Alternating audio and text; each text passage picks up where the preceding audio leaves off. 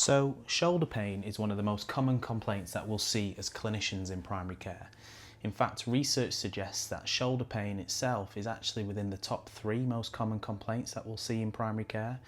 And we know as well from the research that approximately 70% of all shoulder complaints are linked to the rotator cuff or rotator cuff related shoulder pain.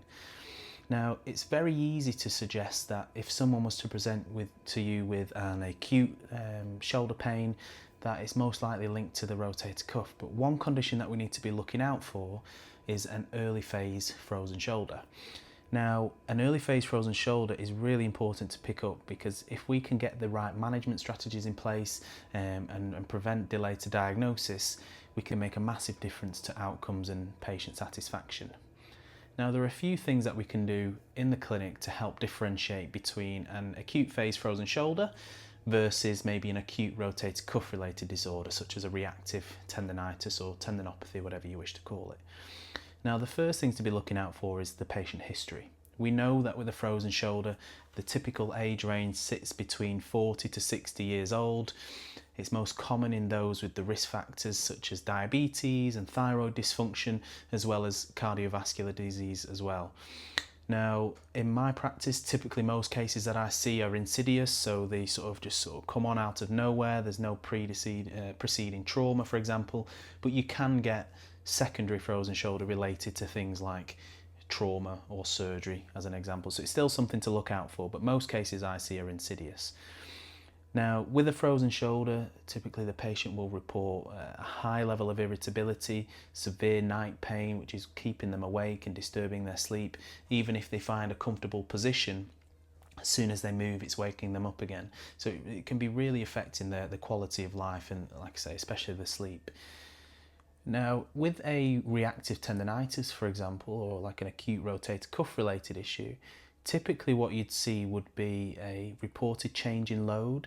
So the individual, the patient might report that maybe they are very active, but maybe they upped their weights in the gym, for example, or tried a new program, or even if someone is quite less active, so quite inactive, and they started to do a little bit more. So maybe they went out into the garden, maybe they helped a friend move house or paint a wall, for example. So you'll usually be able to pick up on some level of change in load in their history. The pain will be quite movement specific, so they'll find certain movements and positions that are more painful than others. And it's true that they will also report night pain and difficulty sleeping, but from my experience, typically the patient will report they're able to get into a comfortable position. It can disturb them, but nowhere near on the sort of same level as a frozen shoulder would. Now, in terms of managing this and assessing it objectively, there's a few things that we want to be looking out for.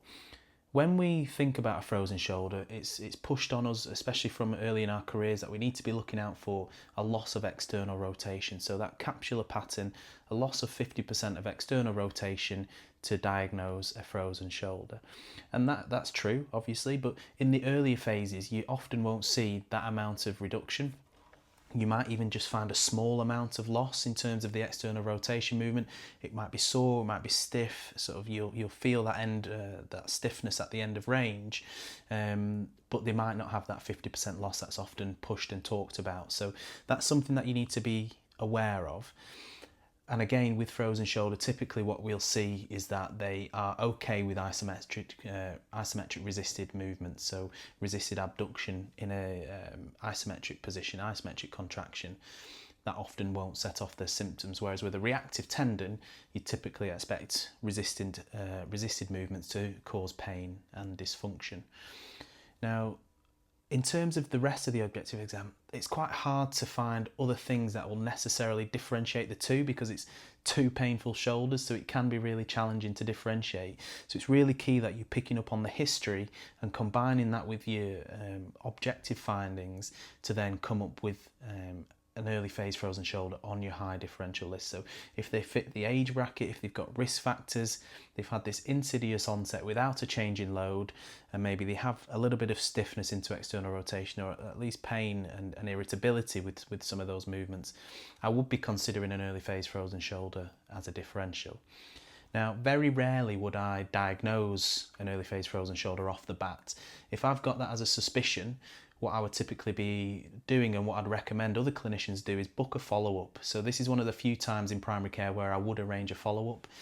Usually I'd book it in 2 to 3 weeks time, and all I'm doing essentially is getting them back in to see if these symptoms are progressing. Okay, so if you get them back in and that stiffness is worsening, maybe you've given them some home exercises and they've not seen any progress at all, the irritability levels are still high, and like I say, you may be starting to notice more of that loss of movement into external rotation, that would then be enough for me to be considering an early phase frozen shoulder as the primary diagnosis. So I would usually recommend at least 2 visits before you come up with that as a diagnosis, but you don't have to leave too long in between the appointments.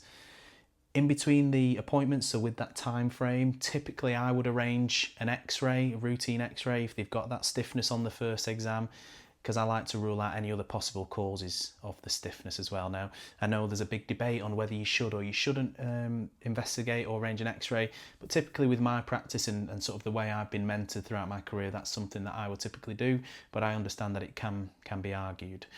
Now, if I've identified an early phase frozen shoulder, the first thing that we need to be considering is this patient appropriate for a corticosteroid injection? Because we know from the research, if we get the injection in early, in those early phases, we can significantly improve patient levels of pain, their sleep, and their overall outcomes. Now, I'm an injecting clinician myself, so that's another part of the reason why I would arrange an x-ray in that time period, because it just rules out any other nasties within the joint that could be causing some of those symptoms, and I'm a lot more confident putting the needle in if I know that other things have been ruled out.